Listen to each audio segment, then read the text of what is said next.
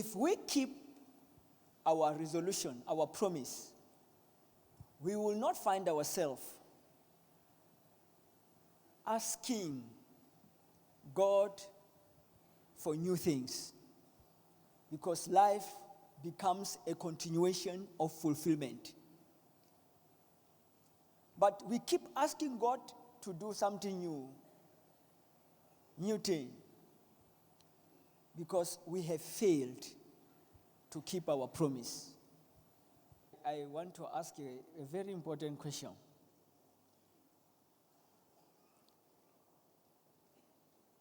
To you, I want to hear, before I can go anywhere, I want to ask an important question. My question is,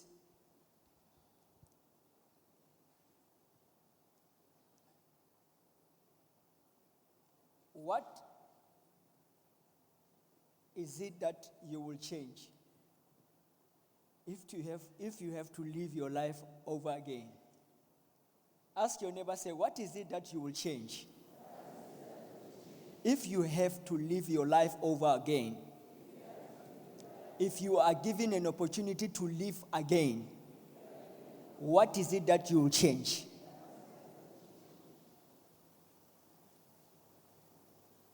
It's a tricky one. But I know to some people it's not tricky. They just have the answer at the tip of their tongue. And I'm going to select you. I'm not going to wait for your hand. Because each time I wait for your hand forever. But if I say, please, I want to pray for those who need a financial breakthrough, you say this. But when you come to question like this, you're going to give me problem. Not that you will not raise your hand. The people that will raise their hand will not be more relevant. They will not be the relevant people that we need to hear from. We need to hear from every age, yes. But they said there are some age group which is targeted. We want to hear from them. Hallelujah. Can Daddy stand up in front? Yes. Can Daddy tell us his age? I'm 71. 71 years. Yes. What is it that, if God had to give you chance to live again, maybe to start again, maybe at your 20s, 30s, look, you are 71 now. If God had to start you at 30, means you have 40 years to live to get to where you are now. What is it that you will change? My way of praying. Your way of praying? Yes. Uh-huh. And what? Because I've not been praying enough. Okay. I'll be testifying every time. No. I'll be meditating. I'll be praying. I'll be doing everything correct for God. Yes, but if you have to live your life again, what you will change is to pray the more. Is to pray more. Is to pray more, yes. Thank you. And every time. Thank you. So this is what we want to hear. So are you listening to Daddy? He said if he had to live again, what will he do? Pray the more. Okay, let us ask our father in the blue suit. Can you stand up, sir? You have listened to the question. I'm picking you today. You are not picking me, I pick you. So, if, Daddy, yes, sir. What age are you? I'm 60. You are 60 years. Yes. If God give you a chance to live again means you start at a certain age and you pick up. What is it that you will change if you start to live again? Even though it's a tricky question, I'll try my best. I will try to God, Jesus himself, to live on me. To what? To live on me. Or to live in you? Yes. That is what you will want to change? That's what I want. Thank you, sir. Thank you. Okay, we have heard from two fathers. We want to hear from Mama now. I'm picking Mama there with a wrapper on the head, green one. Thank you. Yes, Mama? Can you give us your age and tell us if you were given chance to live again, what is it you would change? Ke na le dilemo tse 53. 53. Yes, man of God.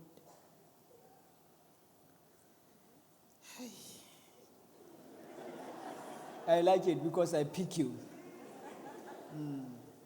Ke eng so ka se tšhentšhang if Tate Modimo a ka o fa chance ho phela hape?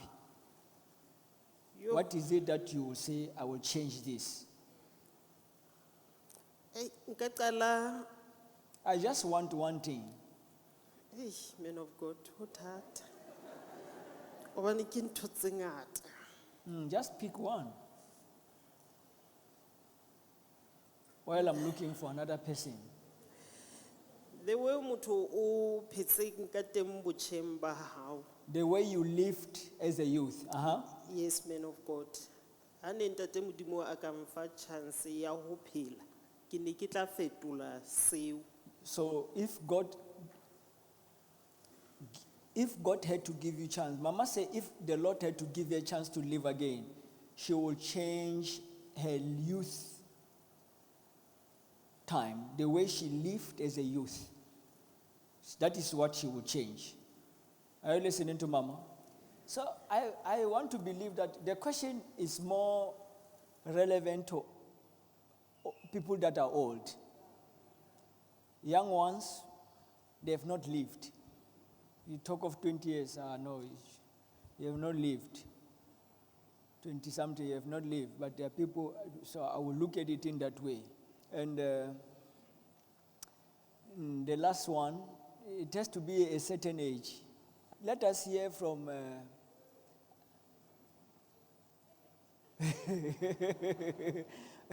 Mama with a yellow cap. Tell us your age and tell us. I'm 54 years of age. You see, I'm very accurate. We are going 50, 60, 70. If I have to be given a chance to live my life again, I will give my life to God, completely live according to His commandments, serve Him for the rest of my life. No, you are serving Him now. But we want to say, if God had to give you a chance to live again, maybe you start as you are, you become youth. Yes, man of What God. is it that you will change? I will change the way I lived in the past. You will change how you lived in the Yes. past. Thank you. Hallelujah. So let us clap for them. Everyone that... hallelujah. So this question will take us to our message today. If you were to live again, what will you change?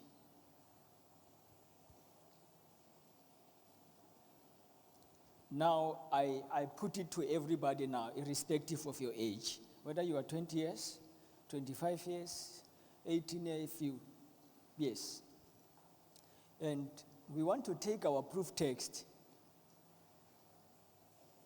We want to take our proof text from that Ecclesiastes chapter 5 and that Matthew chapter 5, verse 33 to 36. But we will start from that book of Ecclesiastes, chapter 5.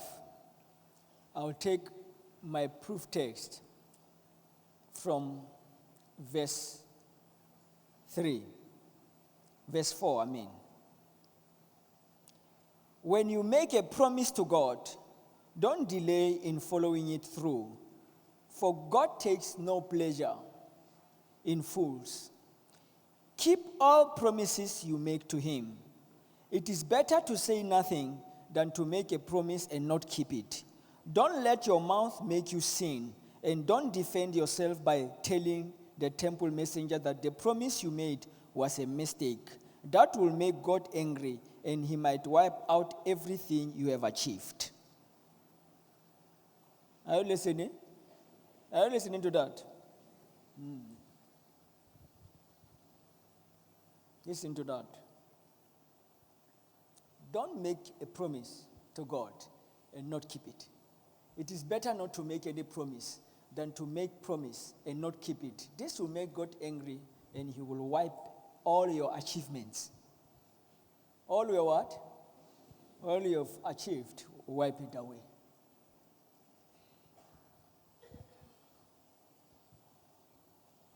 This shall take us to the title of our message. Have you made your resolution? Have you made your resolutions? Because you can't live on one resolution. Have you made your resolutions? As much as you can't live on one commandment, you have to live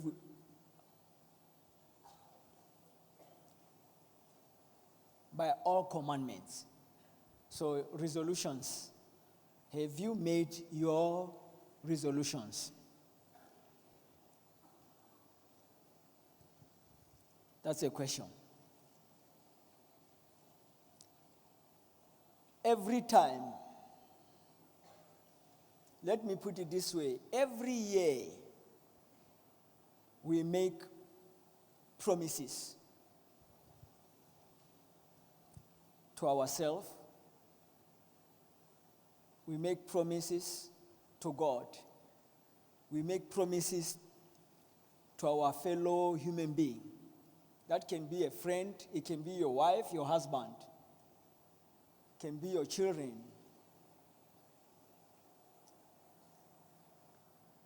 And never keep them. This means we fail to realize that what makes our relationship to differ, what makes the year, the new year, to be different from the previous year is resolutions that are kept and practiced. Promises that are made and fulfilled. If we keep our resolution, our promise, we will not find ourselves asking God for new things, because life becomes a continuation of fulfillment. But we keep asking God to do something new thing, because we have failed to keep our promise. Today, as Christians, as people of God, our life is so burdened by carryover. Our life is so burdened by carryovers, that is, unfulfilled promises. Ask yourself how many people you promise and you have never keep your promise. Among your relatives, your friends, your colleagues, talk less of God Almighty, whom you have never seen. Ask yourself how many promises you have made and never keep. This is what we call carryover. A lot of carryover you are carrying. That is why some of us today, there are people we avoid to meet, because each time we see them, we remember what you promised them. When you are in town, you see them, you just change direction. When you see them, you just hold your cell phone and see you are talking. I wonder how far. If you want to time, if it's going, when you lift your head, the person might have turned. You lift up your hand, you realize that he's still watching you. You say, hello, yeah.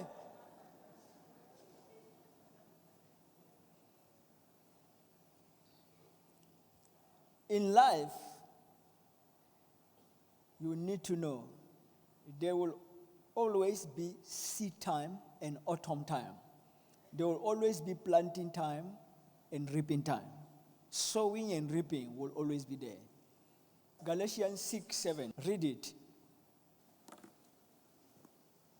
Galatians 6, verse 7. Those who are taught the word of God should provide for their teachers, sharing all good things with them. Verse 7. Don't be misled. You cannot mock the justice of God. You will always harvest what you plant. Thank you. You will always harvest what? What you plant. Today, many of us,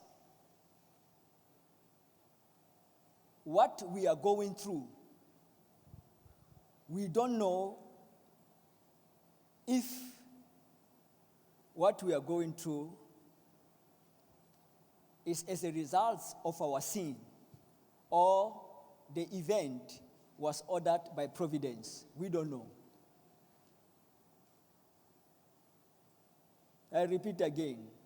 I say today, many of us, what we are going through, we don't know if it is as a result of our wrong, our mistake, our sin, or the event was ordered by providence.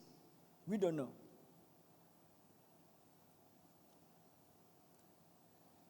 But I want to tell you something. If we keep our duty to God, whether we suffer or fail in life, we know for sure that the event was ordered by providence, that is by destiny. As far as we are concerned.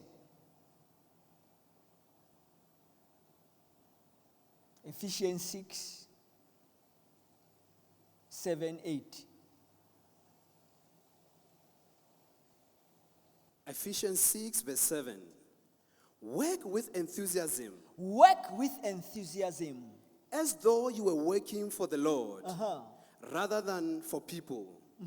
Verse 8. Remember that the Lord will reward each one of us for the good we do, whether we are slaves or free. This is what I'm saying to you. Today, many Christians, they don't know what they are going through is as a result of their sin or the event was ordered by providence. That is, was ordered by destiny. They don't know. But I'm telling you that if we do our duty to God, whether we fail, whether we suffer, we know for sure that what I'm going through was ordered by destiny as far as we are concerned.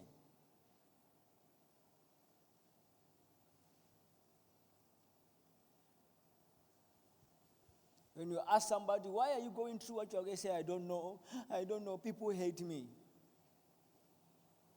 But listen to what Ephesians says. He says, if we work with enthusiasm and not pleasing men and doing everything as if we are doing to God, whether we are free or slave, God will reward us. Tell me, say, whether you are free or slave, God will reward us according to what we have done. That's it. That is it. I say, that is it.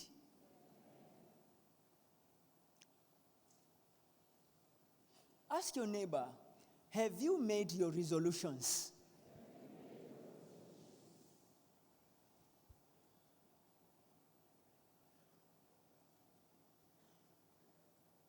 If you meet me so desperate, you come to my office, you go, Asha, please, I want to do this, everything. If I want to embarrass you and allow you not to talk, your complaint, the first thing I'll ask is that, can you please write down your resolutions? If they are 5 or 10, tell me how many of them are you keeping? You are faithful to the call. You see, you will last for 5 seconds in my office there. Because everybody loves prophecy. You want to be, what they say, these are the three people love. You want to hear from God, but you don't want anybody to hear from you. You don't even want God to hear from you. If you meet me and you want to complain to me, the first thing I ask if I want to expose you, to show you that don't blame me if I don't want to listen to you. Or you talk 1, 2 things out of 10 and I stop you. Already I've got the rest. When I ask you, please, here is a paper, here is a pen. Can you write down your resolutions, your promises, and tell me, tick them, that out of 5, 10, how many you are keeping them to the core? That is where you see where your problem is. This is where you know what you are going through is ordered by destiny, or it's just a result of your sins.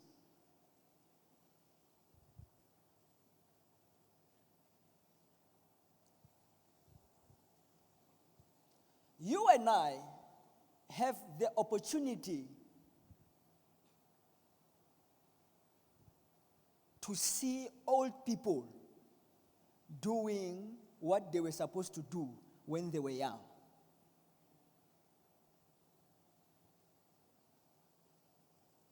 We have this grace.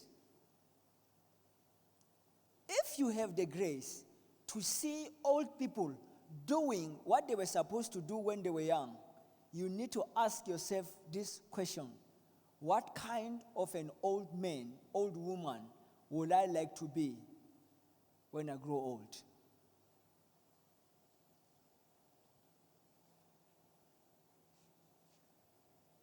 You listen to many answers to our old people.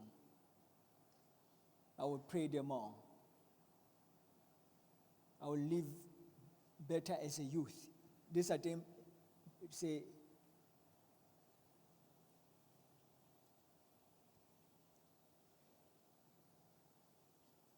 out there, we see old people doing what they were supposed to do when they were young. Sitting at home, reading Bible, taking care of family when they have no energy anymore. This is what we were supposed to do when we were young.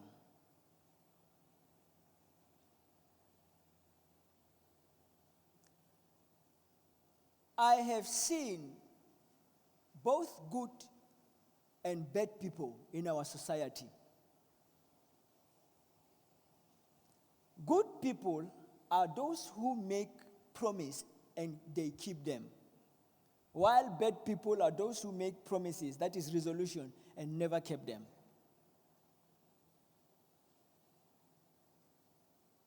Have you made your resolutions? Ask your neighbor, have you made your resolutions? Have you made your resolutions?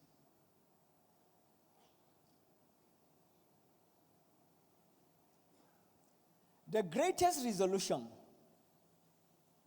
that any person can make is to live each day as if it were your last day on earth. Tell neighbor, say, the greatest resolution any person can make is to live each day as if it were your last day on earth. Just put yourself in the position when you know that today is your last day on earth. Will you be angry and fighting people? Will you be unforgiving? Will you neglect prayer? Will you neglect reading the Bible? The greatest resolution is to live each day as if it were your last. Will you lie to people? Will you make promises and not fulfill them?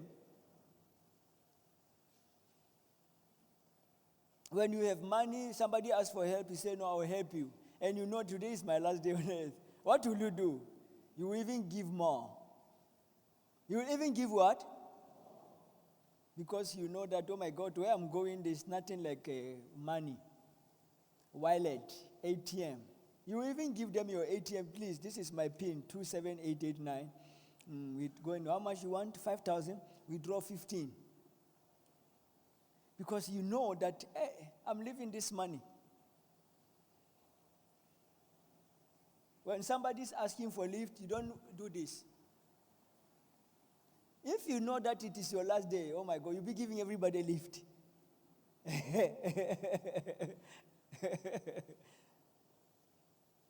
The greatest resolution, if you know that today is your last day or ahead, even when somebody make you angry in the house, you will not take long to reconcile. Because you know you are going. You can't be going with pain where you are going and leave pain where you are living. Fighting, swearing. People say when they put the day, oh my God. You only do that when you don't know that it is your last day. Fighting, swearing, doing this. So we look at your body, say, oh my God, you are giving us problem. It's good that you left. The trouble you created today, it was good that you go. You don't need people like you. You will never.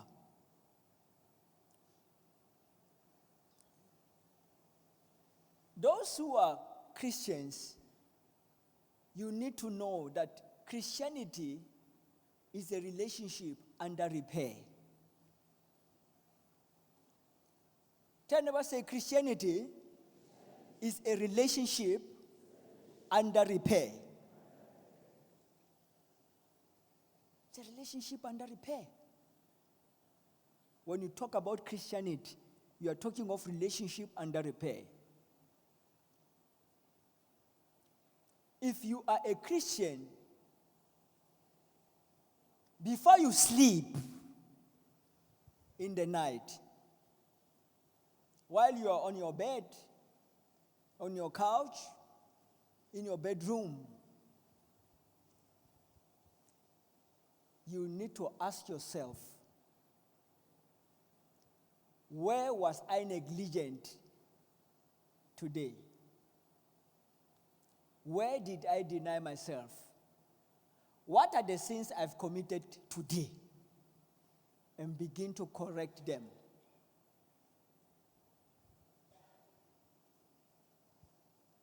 Before you sleep. This is what we call recreation. That is repairing, correcting.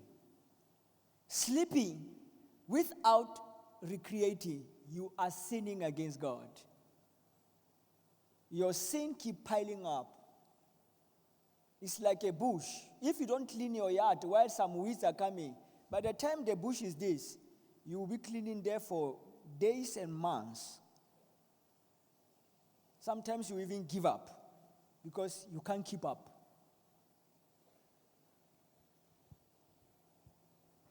If you sleep as a Christian and you don't repair the day, you continue to sin against God. How? Your sins are piling up. It's like somebody who has not bathed for 6 months. Brush your teeth for 6 months. To brush your teeth the day you decide to brush them, you're going to take a lot of time. Blood will be coming. The teeth have changed color. Everything is affected. Talk less of bathing. You want to, a face cloth cannot work. You need scrub now. You need a lot of soap. You need some rock to scrub your heels. They are like crocodiles. Your skin is 2 colors. The work you're going to be doing to clean your body, to restore it. Look at the work you'll be doing. This is exactly the same thing. When you sleep without recreation, you are sinning against God because your sin keep piling up. That is why today, many of us, we don't dream. How will you dream and see vision while you are in deep neck into sin?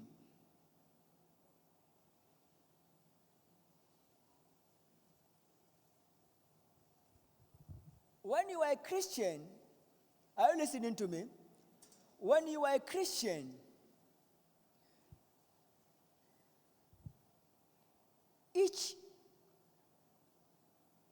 at the end of each day, each week, each month, each year, you need to sit down and look back and ask yourself, as you begin to look at your life and the activities that took place, and ask yourself, where could I have possibly done better? Dule fatshe o shebe, o ipotse hore ke kae mo nka be ke entse bo betere teng. You sit down.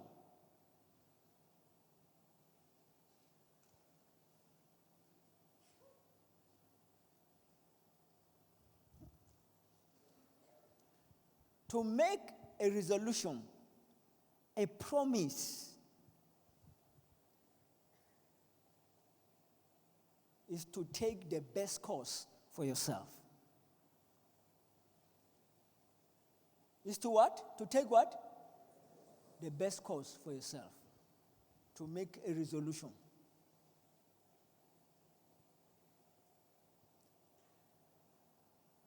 Among resolutions, one of the best, among best resolution, one of the best resolution I look to is that I would not do anything which I would be afraid to do if today was my last day on earth. Tell them, say, one of the best resolution. One of the best resolution. So if we say one, it means there are many. Say one of the best resolution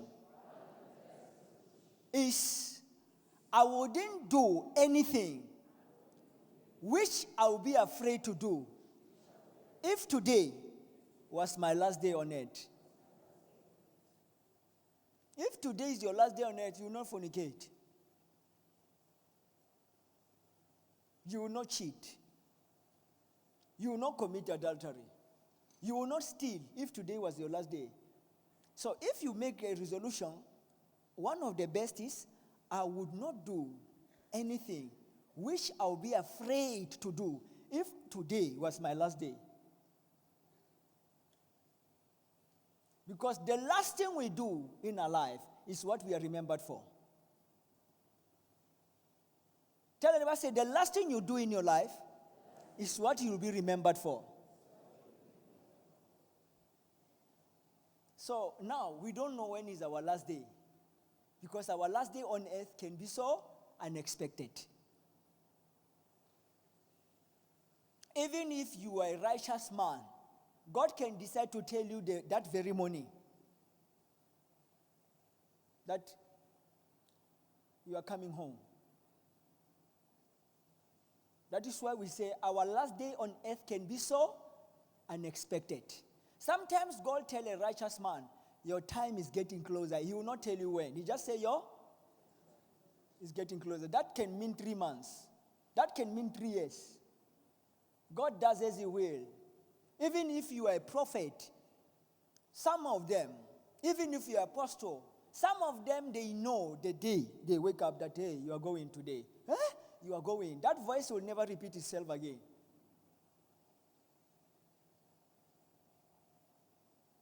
You are going today. Huh? You are coming home. Huh? You will never hear the voice again. You sit on the bed, you wake up like that, and you say, oh my God. Many things will be going through your mind. Many. You will be asking yourself at what time. You become so careful. I can't go to town. What if it happens in town? Maybe I sit in a bar, on a bench in a mall, and or I fall. Or I sleep behind the steering while I'm driving, go for accident. Or I sleep in a taxi. And people, they don't know, hey, the man is sleeping here, we don't know where he's getting off the taxi. This is how we live this world, people. Some of us, we will know 3 days before that, here, you are going. Some you will know the very day. Some you will know few hours, 3-4 hours before you leave to say, your time is up, you are coming home. You are leaving. I'm talking of what? Righteous man. An unrighteous man can never be told you are going home. Which home? Which home? An unrighteous man being told you are coming home. Which home? You don't have home. It's only the righteous whom their home is heaven above. Hell is not home. Even your house is better than hell. Do you know that? Your house is better than what? So you can't call hell home.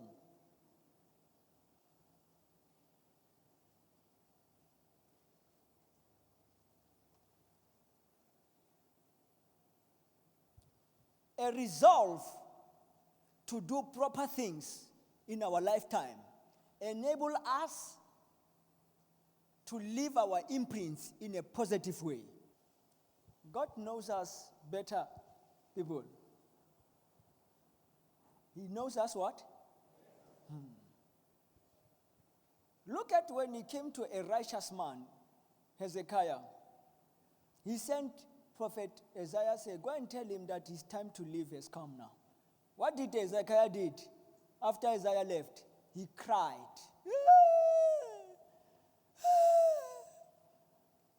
I did good things. Why so sudden? That is human nature.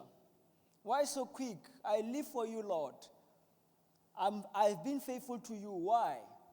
While Isaiah was on his way, the Lord said, please, he's crying, telling me this and that. Tell him that he must put his house in order.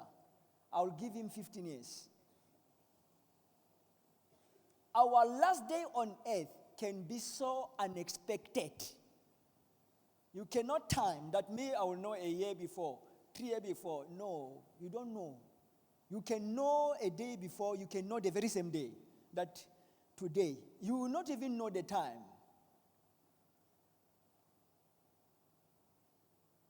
It is determined by how close you are to God. Your relationship with God matters in such. Are you a friend of God? You can't talk to God as a friend if you have never been his friend now. A friend of God will say, okay, Lord, okay, you reason, okay, you say what time? You mean there's no day?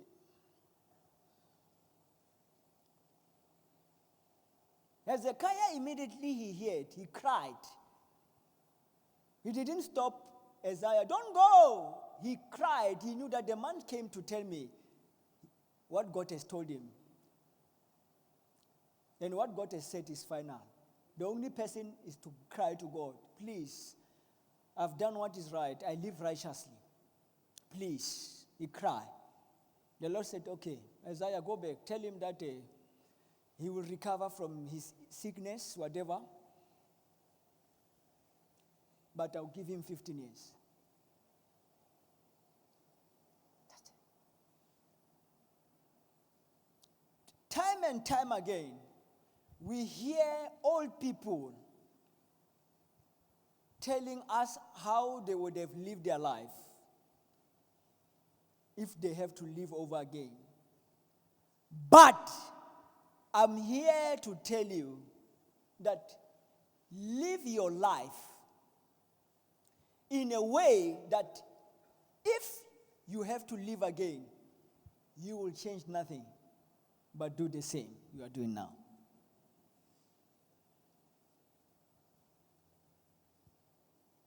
Tell neighbor, say, time and time again, we hear old people telling us how they will live their life if they have to live over again. My advice to you is, live your life in a way that if you had to live again, you will change nothing but do the same. Because we live once. One life for Christ is all we have. One life for him is so dear. There is no another life again. Tell neighbor, say, we live once. Tell neighbor, say, we live once. One life for Christ is all I have. One life for him is so dear.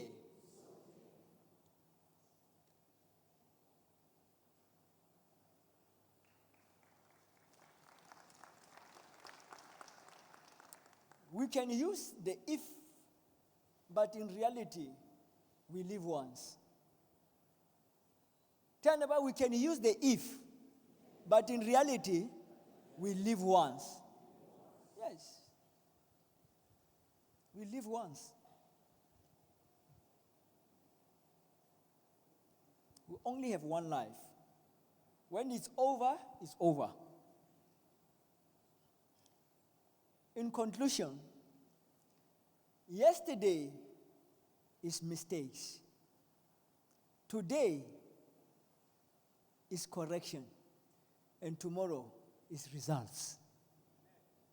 Tell your neighbor, say, yesterday is mistakes. Today is correction. Tomorrow is results. Simply meaning, yesterday is history. Today is an opportunity. And tomorrow is a mystery. Let us rise up. Have you made your resolutions?